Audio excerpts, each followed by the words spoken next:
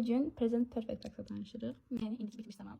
Əvvəlcə deyək, indiki bitmiş zaman tarixlənir. İndiki bitmiş zaman keçmişdə olub, lakin nəticəsi göz qabağında olan və ya keçmişdə baş verən hadisələri, lakin hələ davam edən hadisələr edilir. Necə düzəlir? Have, buradakı has birlikdə üçüncü şəxsin təkində has, qalanında have işlənir plus participle. Participle nədir? Participle qədalı feillərdə idarə vaxtına, məsələn, work, worked. Qədalı feillərdə isə cədvəlin üçüncü sütununda olan, məsələn, deyirəm ki, to see, so, and see. Biz artıq see götürəcəyik. Yəni participle belə deyil. Bu strukturda düzəlir. Məsələn, mən bir nömrə deyirəm. I have already finished lesson. Mən artıq dərslərimi bitirmişəm. Deməli, burada mübtədamız gəldi. Daha sonra mübtədamız fay olduğu üçün buna have işlənir. Already bizim göstərici zərfimizdir. Yəni bunun göstəricisidir. Present perfect'in göstəricisidir.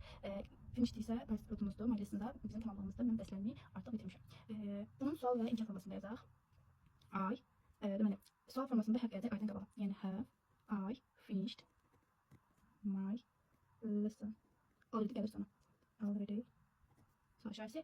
İndi inkar formasını düzəldək. Have-dan sonra not gəlir. I have not finished my lesson. Already-nin yerinə artıq biz yet qoyuruq. Yet cümlənin sonunda işlənir və yet gələn cümlələrdə biz əsasən toplularda və götürülür. Sual işarəsi qoymuşam, nöqtə qoymadım.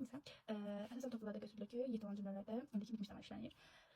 İndi göstərici zərflər yazaq. Məsələn, hansı cümlədə bu zərflər gördükdə indiki bitmiş zaman verməliyik. Just, yet, already, lately, və yaxud da ki, of late, ever, never, recently.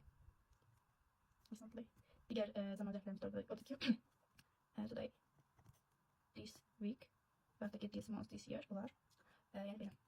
Present perfect'a ait bir dənə test opsunun bir suala baxaq. Üstündəki 6-cı suala baxaq. Present perfect'a ait sualdır. Burada already görürük. Bayaq dedik ki, already indiki bitmiş zaman göstəricisidir.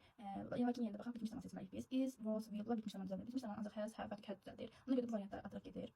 Already də dediyim kimi indiki bitmiş zaman göstəricisine görə has davamlıdır. Gəlin cümlə tərcümə edək. Zack has already done his lessons.